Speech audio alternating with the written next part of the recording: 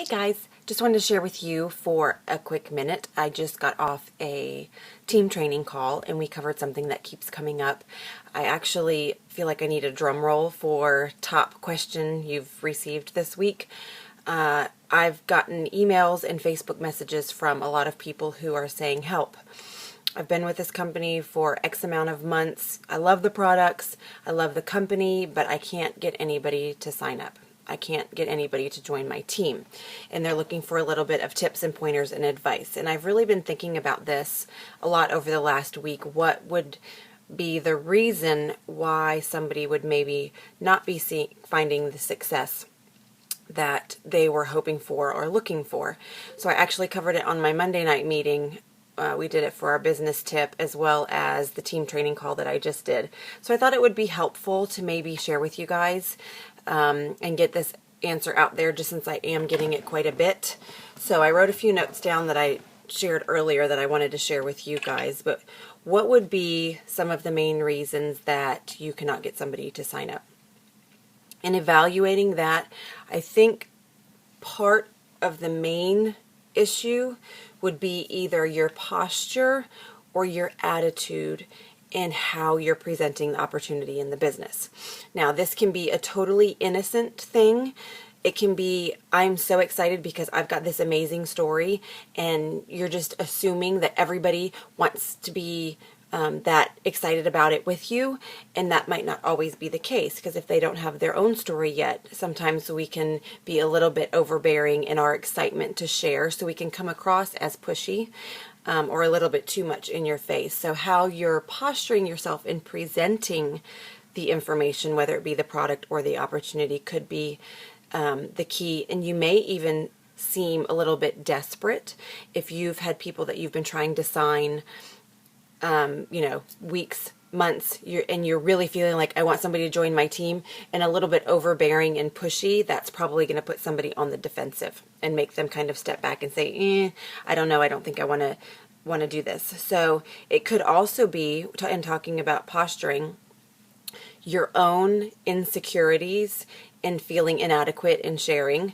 whether it be just in prospecting alone or in your knowledge or information about the company. But sometimes that insecurity or lack of belief can transfer over to who you're sharing with, and they might not feel comfortable with joining your team or signing up just in how you've presented. So what would be something that you could do to help with that? I am a huge advocate of personal growth and development, and I've made it no secret to tell people that I really took about 6 months, over a year ago, to start investing in the time and energy that I spent in the evenings learning and growing and developing skills to be a good leader, skills to help me be better at what I do.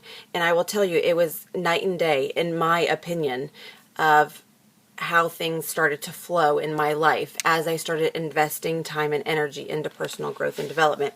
Everybody knows some of my favorite people that I like to talk about. Sarah Robbins has some amazing advice and inspiration and has been a mentor to me, and I value that information very highly, as well as some information that I've gotten from Eric Worre in his book. He has chatted about, in network marketing, there are skills. And if you can learn those skills and eventually master those skills, sharing and inviting is something that you can practice and get good at. So it might be that you can't get people to sign up onto your team because you're not sharing and inviting in a way that comes across as professional and comes across as you know what you're talking about. So in learning that, he actually calls it the gateway skill. If you cannot invite prospects to look at your opportunity and look at your products, you're not going to be successful. So if you change from a, say, hunter perspective of, I've got to find my next recruit, go, go, go, go. And, where you're chasing after, like a hunter chases after, what it's going to kill. you come across in a way that's not open and received by the people that you're sharing with. However, if you shift that over to being a true network marketing professional, it's amazing the reception that you'll find from people. So in being a professional, what does that look like? Number one, you need to build relationships. This is not about numbers. It's not about money. It's not about getting people to sign up to benefit you. If you build relationships and listen to the people around you and know that we have products and a business opportunity that can help to solve a problem or an issue or a pain in somebody's life, if that can be the solution, you're presenting an answer to a question that they're searching about. So if it comes across that way in building business and building relationships with people, and you know how to professionally invite and share your opportunity, you're probably going to have an easier time at getting people to join your team. We want to always educate and help inspire. And if we can build trust with our prospects and transfer our belief in one, network marketing, and I think that was huge for me, is I did not know what I had stumbled across when I found our company. We had amazing products that helped me lose weight. When I started researching and reading about the broader network marketing industry, my belief just went through the roof, and I wanted to share with everybody. I wanted everybody to be involved in network marketing because I believed in it so much. So if you can help increase that believability, it can be very beneficial. And this is going to have to be a part 1 of 2 videos because this was my second take. And Hudson is crying downstairs. He woke up from his nap. So stay tuned. I will be back. Talk to you guys soon. Bye. Okay, so this is going to be part 2. And I wish I knew how to edit. It's going to have to be 2 separate videos. But the baby woke up from his nap early and he wasn't ready to get up. So I had to get him back to sleep. Sorry about that. The joys of being a stay-at-home mom that gets to work part-time. I wouldn't have it any other way. But anyway, I was chatting about so many people who have questions about why I can't get people signed up. And hopefully you saw part 1, and I'll see if I can get these 2 clips edited together so that you guys can have the flow. Sorry. But if not, jump over and try to find that one, and you'll kind of get caught up to speed. But if you can learn the skill of sharing and inviting prospects to take a look at your business and your opportunity, you will probably be more successful at having people join your team and sign up if you've mastered that skill. How do you master a skill? You practice it over and over again, and I'm going to chat about that a little bit later in the notes that I have. But rules for inviting per Eric Worre, Sarah Robbins, anybody else that I've read from or heard from in learning about this business and what works. You need to be emotionally detached from the outcome. If you share our opportunity with somebody and they say no, you can't take it personally. And you can't say that was something that I did wrong. And it could be no now, and it could be a yes in 6 months or a year. I've had lots of people who have watched me for month after month after month and kind of secretly paid attention to what was going on in my Facebook posts and all that kind of stuff, and then finally decided to get involved. So no right now is just no with what I have going on in my life. So don't take it personally. Don't take it as I did something wrong. Sarah Robbins tells the story of it's just like we're a waitress pouring coffee. The waitress probably doesn't get personally offended when somebody says, no, thank you, I don't want that coffee today. But if they didn't want coffee today, they might want it tomorrow. So we still need to know when to revisit and introduce to somebody, because it could be a yes the next time you talk about it. Be yourself, but be the best you that you can be. And what does this mean? I think this could mean a gazillion different things. Anything from, one, what does it mean to be professional? If I'm going to have coffee with somebody, I'm going to want to probably do my hair that day, maybe put on a little bit of makeup, present the best me. You know, not that I can't sell plexus in yoga pants with my hair on top of my head, because that's definitely happened through the computer.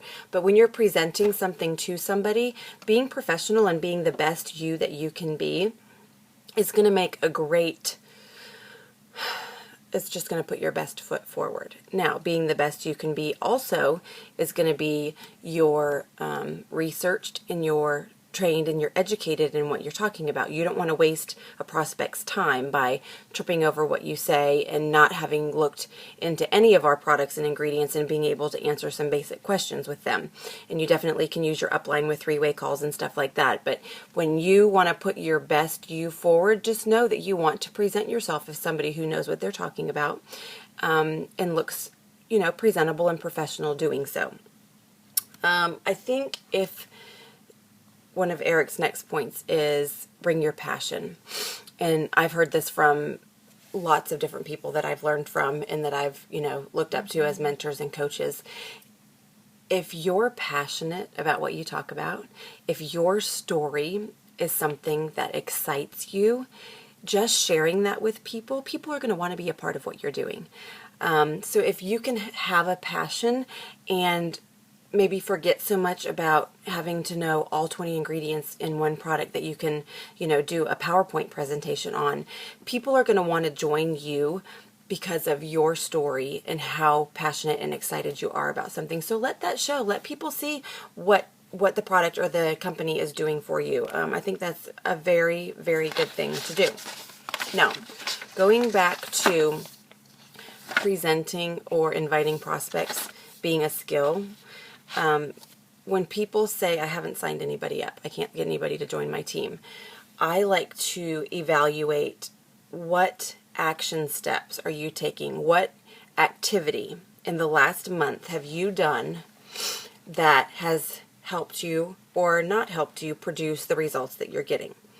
So in other words, if you have a big fat 0, say for the end of November, for the number of people that you signed up, can you honestly say that you called and talked to more than 2 people, or that you called and talked to more than 9 people? Because statistically, with the law of averages, for every 10 people you talk to, 1 is going to say yes to taking a look at your products or opportunity.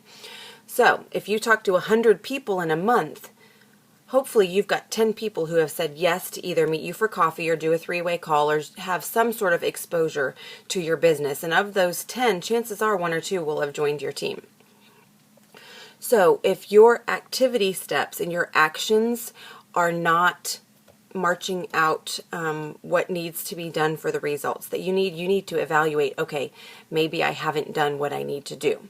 And I have to tell you, some people who are not successful sign up and then sit back and hope and pray and wish that the first person they share with is going to be a rock star that falls in their lap. That's just not how it happens.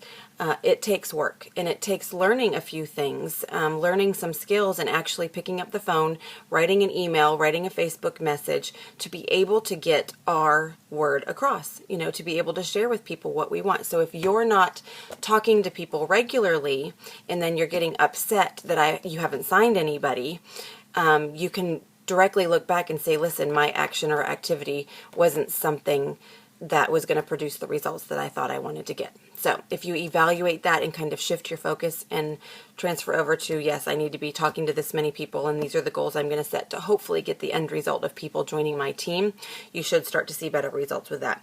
Now, in those activities, being consistent is key. I just saw a post, let me see if I can find it real quick, on being consistent. And I absolutely loved it because it's true. If you, wow, look at that. I found it right away. Consistency. It's not going to pull up. Consistency is so important, and you can do just a little bit daily, weekly, monthly, but if you're consistent with what you're doing, you're going to produce results. I love to share the story of my team member, Casey, who just made Emerald, and I'm so happy and proud of her. She worked a full-time job at a hospital. She was a big nursing director over a big organization at the hospital. She has 3 kids, crazy busy mom, working full-time.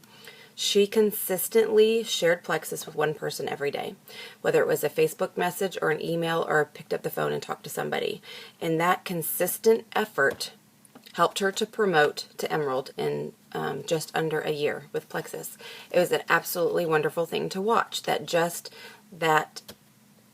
over and over and over repetition of being consistent produced results.